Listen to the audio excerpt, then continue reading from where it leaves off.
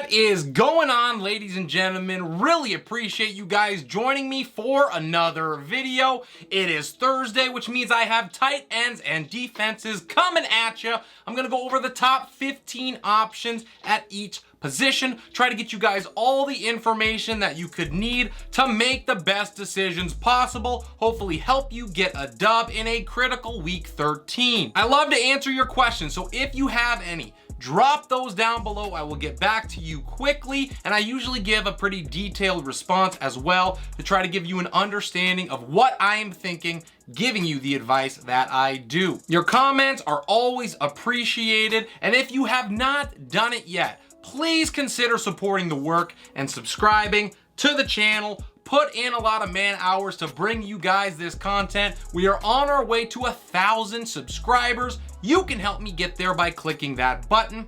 If you find yourself enjoying the content halfway through, a like on the video is greatly appreciated as well.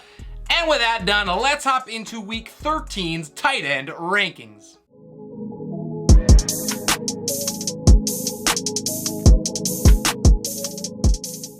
As usual, I'm going to start out with Travis Kelce. He travels to Cincinnati. He dropped out of the top 3 for just the second time this year and the first time since back in week 2, but he still had over 50 yards and scored for the 3rd straight game.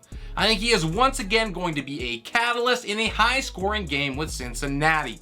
Mark Andrews headlines tier number 2 against Denver. He has not scored over his last 4 games while dealing with injuries and Lamar's inconsistencies in the passing game. But I think he rights the ship here, even in a tough matchup against Denver. At 3, it is TJ Hockenson, who scored last week for the first time since his trade from Detroit, and he was once again heavily involved in the offense.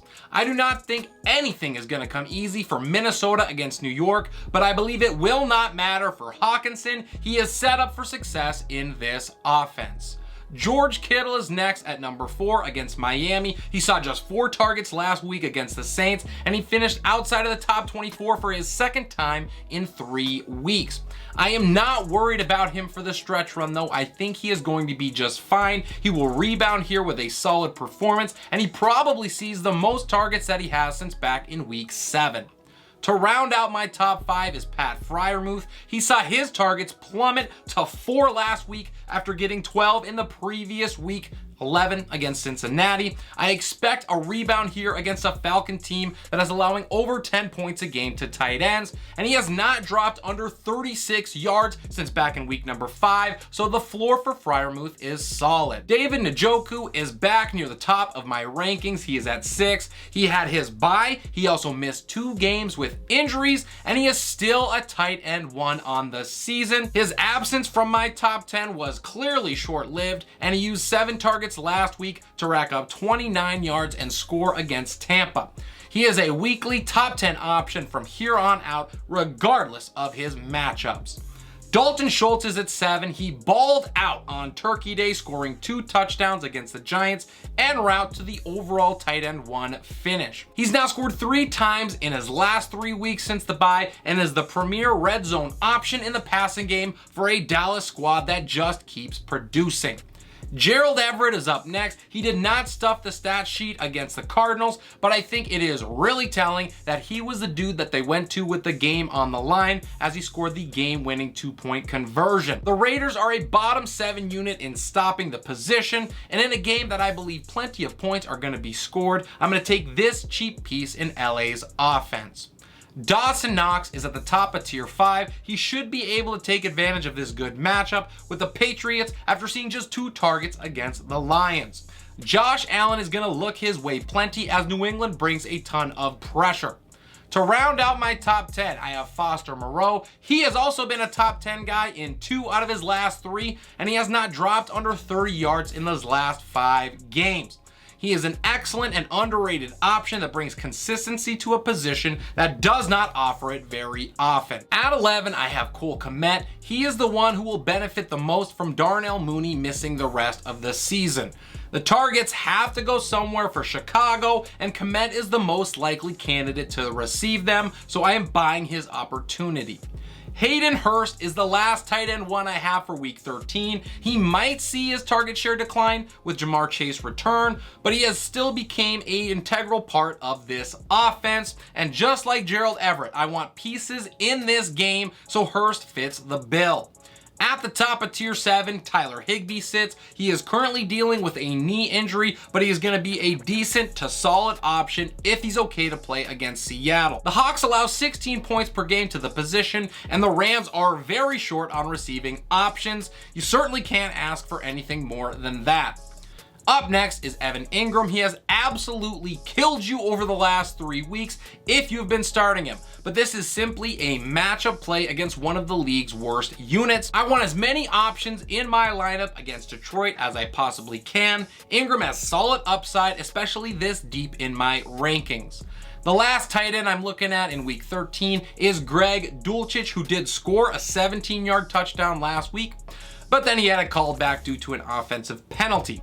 I know that it is very hard to trust Denver's offense right now, but Dulcich is going to get one more chance from me before I am suggesting that you look elsewhere. Some tight ends that just missed the cut this week are Tyler Conklin traveling to Minnesota, Juwan Johnson traveling to Tampa Bay, and Hunter Henry at home against Buffalo. Before I hop into defenses, please consider subscribing to the channel. It helps me out a ton. It allows us to keep growing this channel and get us out to more people who maybe have not seen us yet. If you're liking the video, hit that button. That helps as well. And now let's hop into week 13's defenses.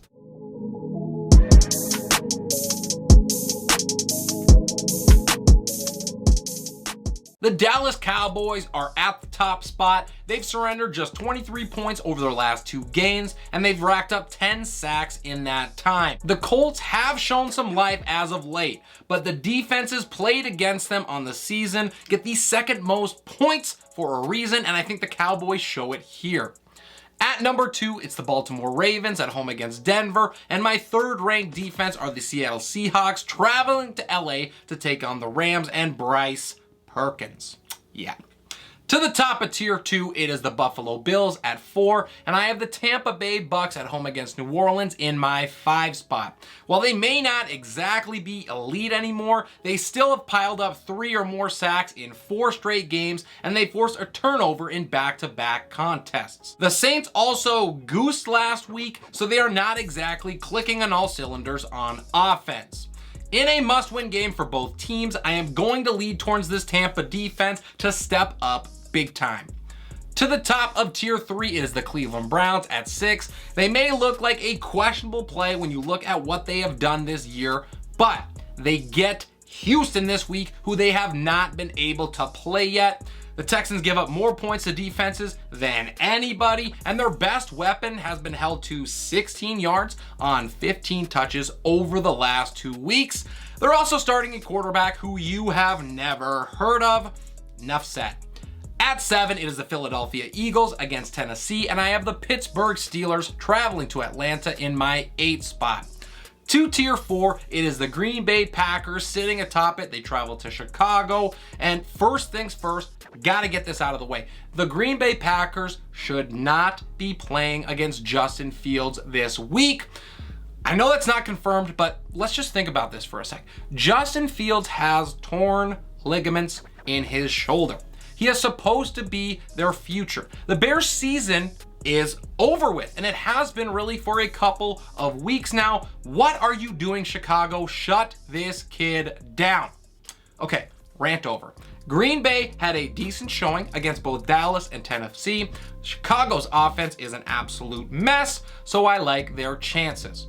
The Washington Commanders round out my top 10, and at 11 are my Minnesota Vikings against the Jets at home. They continue to find ways to produce from a fantasy perspective, and they are basically as bad in real life as they are good in fantasy. Minnesota has put up top 6 finishes in 2 out of their last 3 games, so they're a safe bet to pay off this place in my rankings. The New York Jets in the same game are up next at 12, and at the top of tier 6, I have the San Francisco 49ers tumbling down to 13. I have them lower than consensus because I believe Miami's offense is just that good. I do think that San Francisco is a decent play here, but the Dolphins are going to put up points because nobody has an answer for the Tyreek Hill-Jalen Waddle combo. The New York Giants are in at 14. They get Washington at home. And the last defense I have ranked in Week 13 are the Kansas City Chiefs on the road against Cincinnati. Couple defenses that just missed the cut this week are the Denver Broncos on the road against Baltimore and the New Orleans Saints traveling to Tampa. And that is everything for my video today. Let me know what you thought about my rankings. Drop your comments and questions down below. I love the engagement. It's one of the main reasons that I even do these videos. So hit me up so I can hit you back. Friendly reminder, I do updated rankings for every single position on Saturday mornings.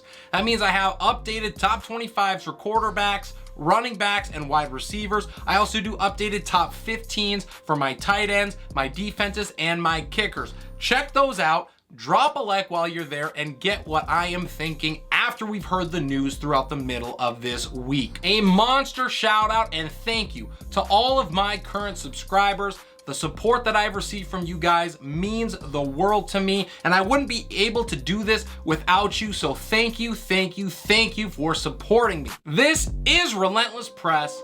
I am your host, Abraham Opatz, and I will see you next time.